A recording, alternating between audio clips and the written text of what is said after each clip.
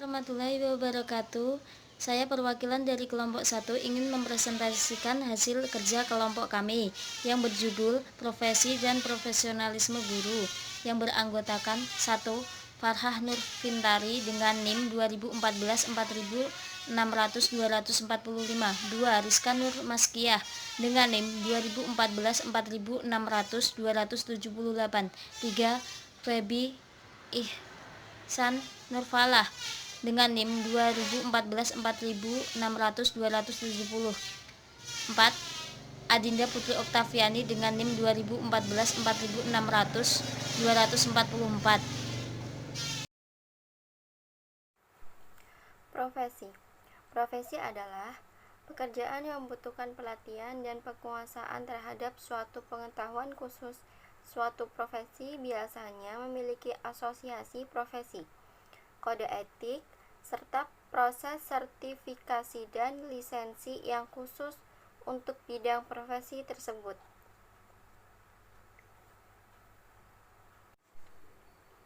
Berdasarkan pengertian profesi tersebut, maka guru dapat dikategorikan sebagai profesi. Profesi guru pada saat ini masih merupakan sesuatu yang ideal bila dibandingkan dengan profesi pada bidang lainnya. Bila profesi lain menjalankan tugasnya selalu dilandasi kemampuan dan keahlian yang ditunjang dengan konsep dan teori yang pasti, maka profesi guru tidaklah demikian. Kenakalan antara suatu peserta didik dengan yang lainnya memerlukan penanganan yang berbeda. Profesi guru merupakan bidang pekerjaan khusus yang dilaksanakan berdasarkan prinsip-prinsipnya. Yang pertama, bakat, minat, panggilan jiwa, dan idealisme.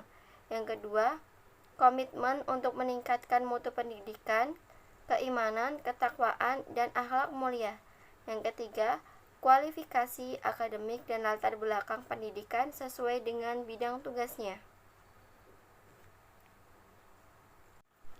Profesi keguruan merupakan seseorang yang memiliki latar belakang pendidikan keguruan dan mempunyai keahlian dalam mengajar dan mengabdikan dirinya kepada masyarakat yang membutuhkan ilmu yang dimilikinya.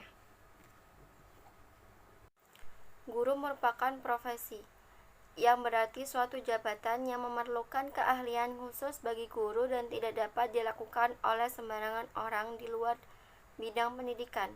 Walaupun pada kenyataannya masih terdapat guru yang tidak memiliki latar belakang pendidikan pada bidang keguruan. Seorang guru berkaitan dengan aktivitas profesinya diharuskan mengetahui dan dapat menerapkan beberapa prinsip mengajar agar ia dapat melaksanakannya. Tugas secara profesional. Yang pertama, guru harus dapat membangkitkan perhatian peserta didik pada materi pelajaran yang diberikan, dapat menggunakan berbagai media dan sumber belajar bervariasi. Yang kedua, guru harus dapat membangkitkan minat peserta didik untuk aktif dalam berpikir serta mencari dan menemukan sendiri pengetahuan. Yang ketiga, guru harus dapat membuat urutan dalam memberi pelajaran dan penyesuaian dengan usia dan tahap tugas pengembangan peserta didik. Yang keempat, guru perlu menghubungkan pelajaran yang akan diberikan dengan pengetahuan yang telah dimiliki peserta didik, agar peserta didik menjadi mudah dalam memahami pelajaran yang diterimanya.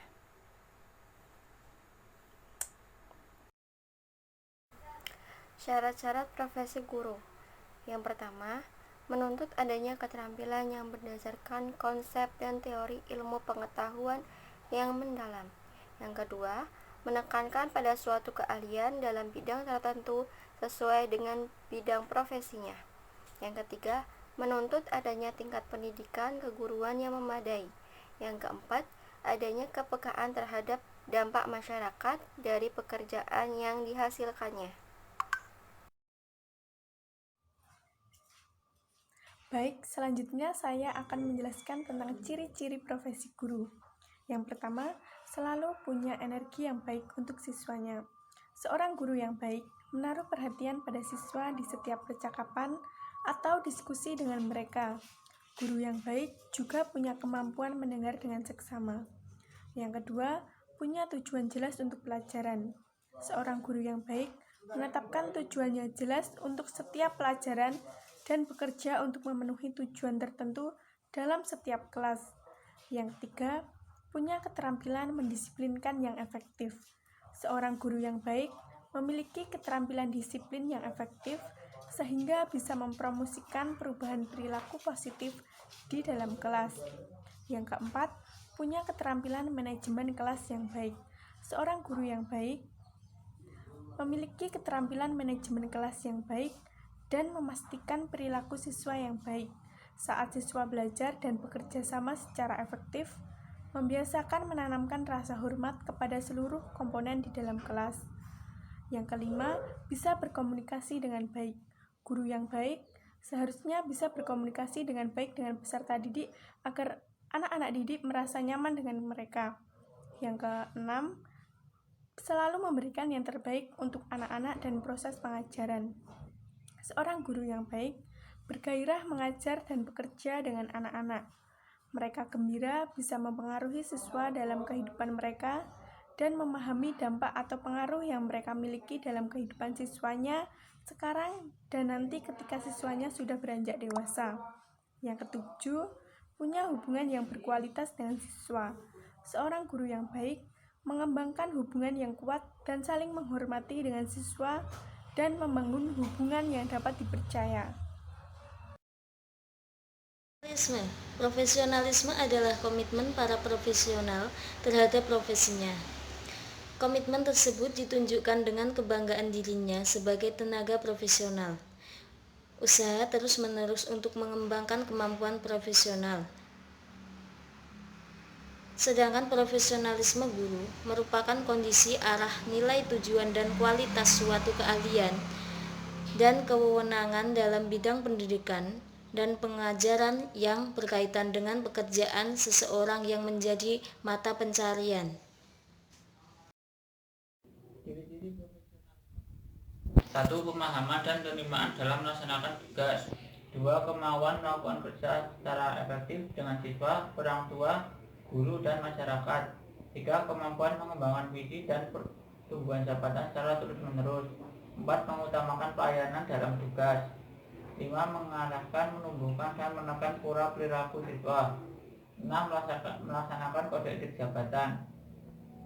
Kode etik jabatan guru adalah norma dan asas yang disepakati dan diterima oleh guru sebagai pedoman sikap dan perilaku dalam melaksanakan tugas profesi sebagai pendidik, anggota masyarakat, dan warga negara.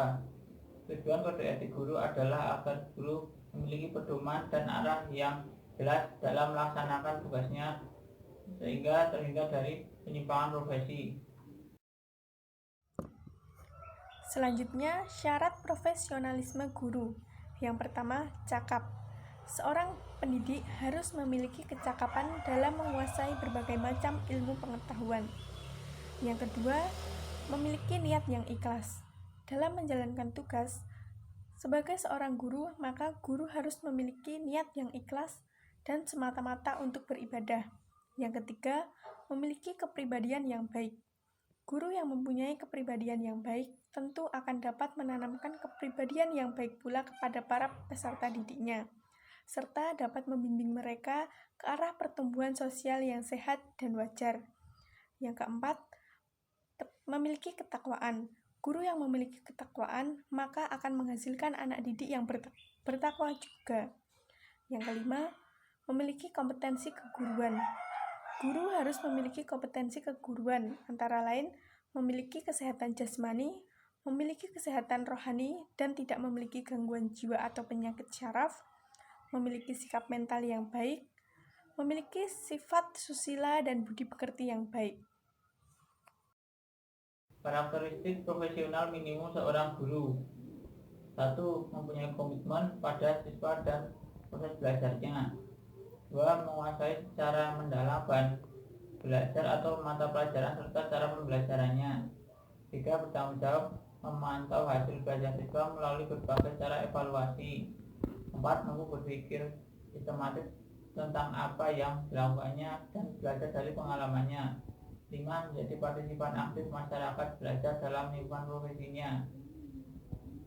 Itu Itulah mengapa seorang guru harus cerdas. Guru harus dapat menanggapi, mempelajari, dan mengerti segala sesuatu. Dan seorang guru juga harus memiliki pemahaman terhadap ilmu pengetahuan. Prestasi akademik dan kompetensi guru beberapa di antaranya adalah: 1. Menguasai karakteristik peserta didik dari aspek fisik, moral, sosial, kultural, emosional, dan intelektual. 2. Menguasai teori pembelajaran dan prinsip-prinsip pembelajaran yang mendidik. 3. Mengembangkan kurikulum yang terkait dengan bidang pengembangan yang diampu. 4. Menyelenggarakan kegiatan pengembangan yang mendidik. 5. Memanfaatkan teknologi informasi dan komunikasi untuk kepentingan penyelenggaraan kegiatan pengembangan yang mendidik. 6. Memfasilitasi pengembangan peserta didik untuk mengaktualisasikan berbagai potensi yang dimiliki. Dari kelompok saya, apabila ada salah, saya mohon maaf. Saya akhiri. Wassalamualaikum warahmatullahi wabarakatuh.